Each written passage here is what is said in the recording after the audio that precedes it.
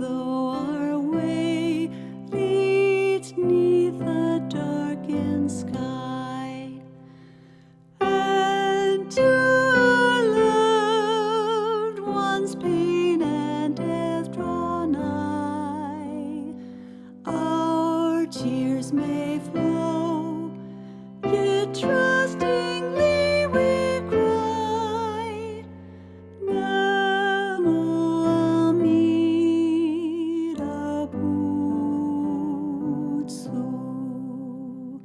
When our life leads us to the other shore, and Buddha's light we'll see forevermore.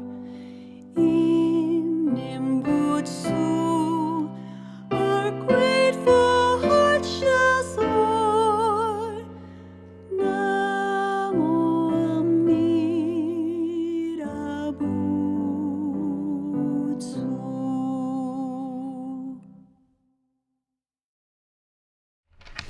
Please join me in Gassho. Namo Amida Butsu, Namo Amida Butsu, Namo Amida Butsu, Namo Amida Butsu, Namo Amida Butsu, Namo Amida Butsu.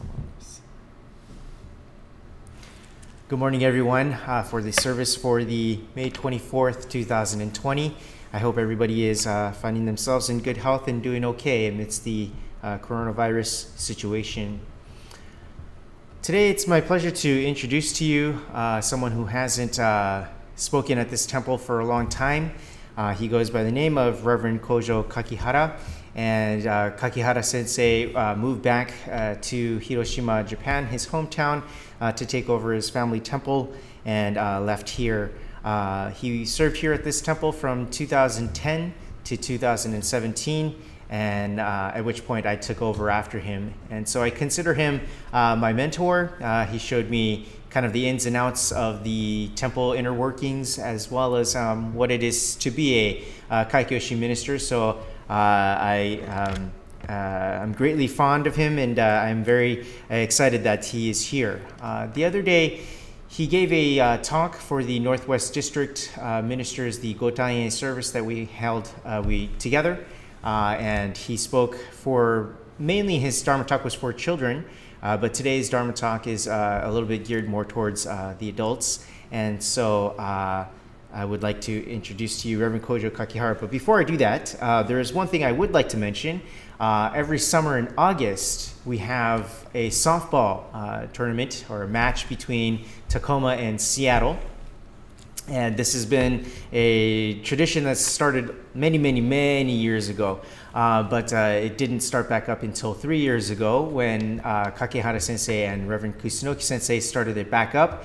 And I kind of took over after that to kind of fill in and continue on the tradition, even though I have no idea how to play baseball or am I good at it at all. I just know a few basic rules. But we have been winning every year, or it's been a tie 1 year, I think, or so. So that's something that I can gloat about Tacoma Buddhist Temple winning. Reverend Kakihara, you will be proud to know that our team has been doing very well. And so without further ado, I would like to now introduce you to Reverend Kakihara.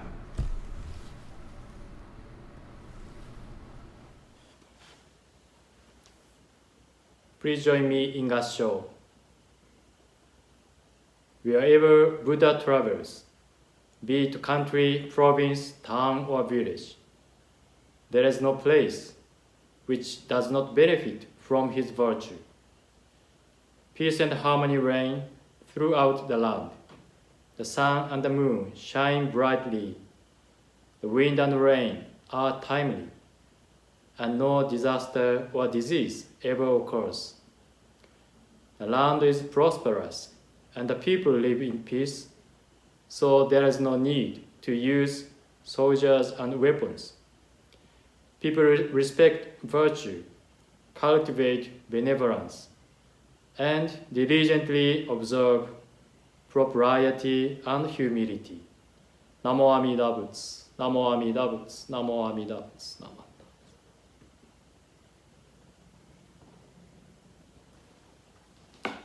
Good morning, everyone.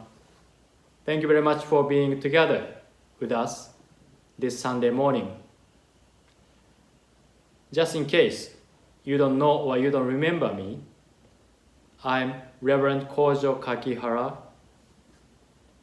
I served as the resident minister of Tacoma Buddhist Temple from 2010 to 2017 for 7 years before Reverend Miyaji, the present minister. I appreciate this precious opportunity today. More than 2 years have passed since I left the United States for Onomichi City, Hiroshima, Japan. I succeeded my father as the resident minister of Eishoji, my home Buddhist temple, in 2018. Although there are many differences in customs, members, and so on between temples in the US and Japan, I believe that the duty as a Jodo Shinshu Buddhist minister is the same, that I myself live my life with Nembutsu teachings, share the results with people, and convey the wisdom and compassion of Amida Buddha. Being a resident minister here in Japan, when I think of starting something new or changing something, I always think of what I experienced in the US and remember my life in the US.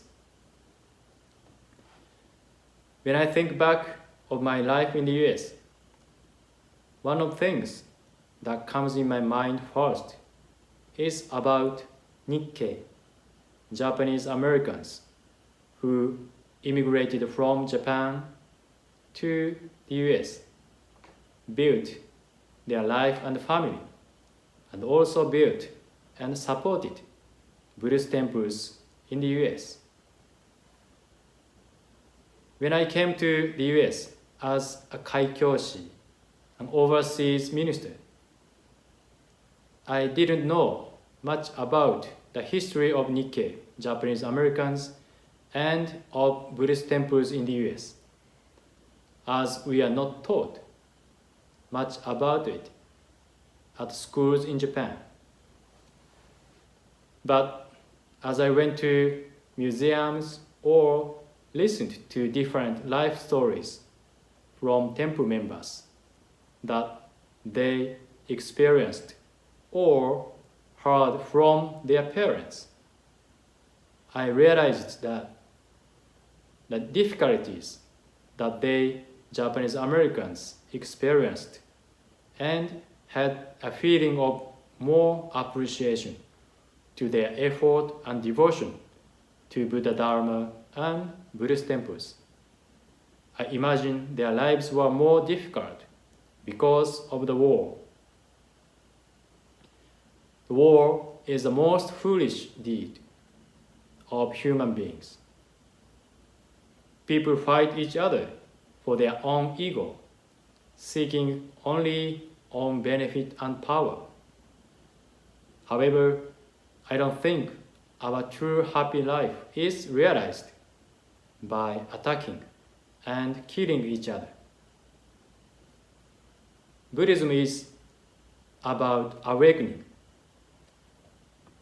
to the truth about our true self, awakening to the truth of this moment, awakening to the truth about my life and lives of all beings. Our present life, this moment we can share. Everything is not what we can take for granted, but everything is a given gift thanks to others. We just accept and live this given life and this moment fully with appreciation to one another. I introduced in the beginning a passage of the larger sutra of immeasurable life the most important sutra in our Jodo Shinshu tradition. It says that wherever the Buddha travels, the war will never occur because of the working of the Buddha's teaching. This means that we will never injure each other if each of us is led by the Buddha Dharma. The land is prosperous and the people live in peace, so there is no need to use soldiers and weapons. How did Shakyamuni Buddha, the historical Buddha, view the existence of lives? And what does he teach us about the lives of all beings? There is a following hymn in the Hymns of the Pure Land, written by our founder, Shinran Shonin. When a person realizes the mind of non-discrimination, the attainment is the state of regarding each being as one's only child. This is none other than Buddha nature. We will awaken to it on reaching the land of peace. Another translation of this passage is, the state of gaining the true mind of non-discrimination is a loving gaze directed at all sentient beings, like that of a parent who truly loves his or her only child. The mind which loves all living beings as a parent loves an only child, that is Buddha nature. We will awaken to it on reaching the Pure Land. The Shinran Shonin makes it clear that the Buddha embraces all of us equally, as if every one of us is his only child, a precious one, meaning irreplaceable. The mind of the Buddha is revealed in this passage. So, what is the mind of non-discrimination? It does not discriminate between love and hatred. That is, the Buddha's mind is beyond the love and hatred, because such a state is hard to understand. We can hardly imagine it. But it is indeed the state of Buddha's enlightenment. Therefore, the Buddha is a superior being who opens the world of non-discrimination between love and hatred. We always say things like, everyone is equal, without thinking. It is a really important idea and quite right. But do we really understand its meaning? Namely, have we practiced a way of life that regards all those whom we love or hate as equals in our daily lives? We usually see the world from two aspects: enemy or friend, good or bad, useful or useless, convenient or inconvenient. We tend to see the world in this black and white way. Without realizing it, we generally look at each person and judge him or her as either a useful one or useless one, a convenient or inconvenient person to me, and so on. And we would treasure a useful person, but couldn't care much about a useless one. Also, a useless person can be regarded in two ways: as a person of non-consequence, or as a nuisance. So to be more precise, we have three ways of seeing things. When we look around us, we might conclude that we see good people, bad people, and people of no consequence. A good person refers to one who is useful to us, and bad person means one who is an obstruction. And a person of no consequence is one in whom we have no interest. So even if they cry or shout, we won't show much interest. Therefore, we feel upset or sad when we lose a person who was meaningful to me. Even if a person of no importance to us passes away, we wouldn't care much. As for a bad person, we might even wish he would disappear soon. It may sound really cold, but we don't necessarily feel sorrow just because someone has died. In fact, for example, when you hear a news that a leader of international terrorist organization was killed, what would you think? I assume that most of people would accept it positively. Although the death is the same for anyone, we often think of a good or a bad result, depending on how we felt about the person who passed away. I love someone who is important to me. I hate the person who is a nuisance. Of course, what is at the very center of this view is I and me. Feeling of love, hatred, and coldness seem to surge around us as we sit in judgment at the center. It is our selfish way of living. When we truly listen to the Buddha's teachings, we want to try to escape the self-centered way of thinking so we can rid ourselves of our delusional mind. But it is extremely difficult. Whenever we hear it is really bad to have a selfish mind, all of us would nod our heads.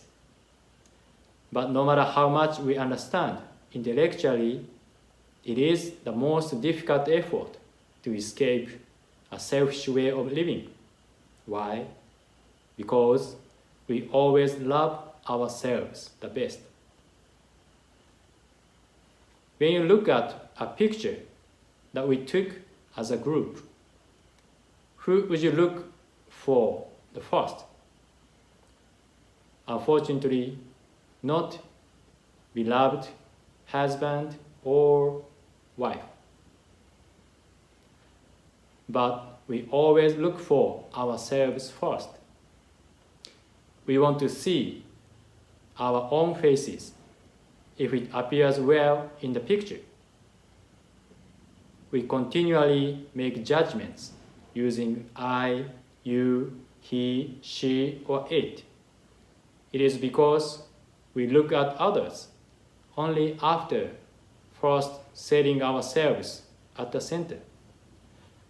This selfish way of thinking is set in our minds at birth. Only a mind which doesn't discriminate between hate and love, the state of enlightenment, can defeat the selfish way of thinking. With this mind, we will realize that a good person who is convenient to us, a bad person who is inconvenient to us, or a person of no consequence are all people we have created in our delusion. It is not at all that a hateful person stands in front of us, but rather we who hate the person stands right here. When we realize that our feelings of love and hatred are nothing but products of our delusional mind, the world of seeing all people as irreplaceable will open in our mind. Such a world is a world of non-discrimination between love and hatred. In other words, the state of enlightenment. Unfortunately, we are foolish beings who cannot throw away this mind of love and hatred until we die. However, in listening to the Buddha Dharma, we can meet the world of truth. Then we truly appreciate that each of us only has a precious life which we were born with, as wished by Amida Buddha. Amida Buddha makes a vow that he will surely lead all living beings to the world of truth without discrimination, as he would his own child. The working which brings this realization is the Nembutsu, Namo Amida Butsu. Shinran Shonin said, the life that cannot see the true value of all lives is a life in vain. Amida Buddha is the great working that always leads us to the way of the truth. We should accept the light of wisdom so that our life will not be lived in vain. Nembutsu Namo Amida Butsu is the calling voice of Amida Buddha. The calling voice makes us realize that the lives of all living beings are embraced with a boundless compassion and illuminated with the light of great wisdom. All lives are precious and equal to our own, just as it is the world which is beyond love and hatred, where we acknowledge one another by placing our hands together in Gassho, respecting one another openly. This is a world of enlightenment, where nobody can take or waste lives, and where all lives shine together equally. Shinran Shonin's wish as a Nembutsu person, revealed in his letter, is, may peace and tranquility prevail throughout the world, and may the Buddha's teaching spread. I believe that, as for me, the only way to true peace is to reflect upon our true self through Buddha Dharma, as we listen to the Nembutsu teaching. Then we have to realize the existence of another as one embraced by Buddha, being led by Shinran Shonin's profound wish that there is no longer a need for soldiers and weapons. The great wisdom of Buddha that makes us awaken to the truth is working on each and every one of us right now here. Awaken to our own foolishness, awaken to our preciousness of each other. Thank you for today's precious opportunity. Please be safe and be good. Please join me in Gassho. Namo Amida Butsu, Namo Amida Butsu, Namo Amida Butsu, Namanda Butsu, Namanda Butsu, Namanda Butsu, Namanda.